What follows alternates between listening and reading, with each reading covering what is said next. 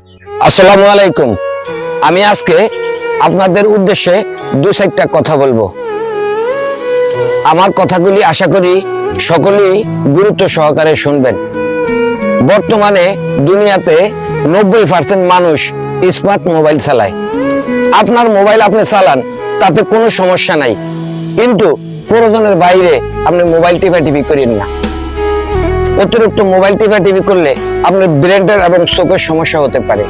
আমার 2 নম্বর কথা হলো, যারা আমরা রাত্রে বেলায় শুয়ে শুয়ে মোবাইল টিপি করি, ঘুম আসলে মোবাইলটা আমি মাথার কাছে রেখে ঘুমিয়ে যাই, এই কাজ আপনি কখনো করবেন না। এটা আপনার মাথার সমস্যা হতে পারে। আমার 3 নম্বর কথা হলো, দিনের বেলায় আমরা কাজ কামে বাইরে এলে, রোডে ঘাটে বাইরে এলে আমরা হাতে করে মোবাইল নিয়ে যাই, কাজের সময় আমরা মোবাইলটা এই পকেটের ভিতরে রেখে দেই। খবরদার, এই কাজ আপনি কখনো করবেন না। আপনি যদি প্যান্ট পরা থাকেন তাহলে আপনি মোবাইল প্যান্টের পকেটে রাখবেন, আর যদি আপনি লুঙ্গি পরা থাকেন তো লুঙ্গির ভিতরে আপনি এইভাবে মোবাইলটা রেখে আপনি এইভাবে রাখবেন। খবরদার, কোন রকমে আপনি মোবাইল কিন্তু বুকের ভিতরে রাখবেন না, কারণ এই মোবাইল রাখার কারণে আপনার হয়তো শরীরের ভিতরে যে কোনো একটা পার্টস নষ্ট হয়ে যেতে পারে।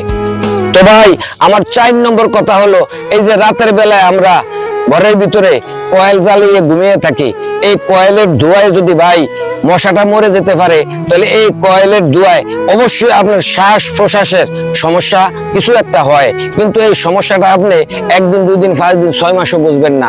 বেশ বছর গেলে, কিছু বছর গেলে আপনি আস্তে আস্তে এই সমস্যার অনুভব করতে পারবেন। একটা কথায় আছে যে বিন্দু বিন্দু বালুকণা, ফোঁটা ফোঁটা জল গড়ে ওঠে মহাদেশ। সুতরাং এই সমস্যাগুলি আপনি অল্প কিছুদিনের ভিতরে বুঝতে পারবেন না, বেশ কিছুদিন গেলে আপনি এই সমস্যাগুলি অনুভব করতে পারবেন। তো সুতরাং আমরা এই সমস্যা থেকে এড়িয়ে থাকবো, সুস্থ থাকার চেষ্টা করব। আমি মোহাম্মদ হেলাল উদ্দিন আজকের মতো বিদায় নিচ্ছি। খোদা হাফেজ।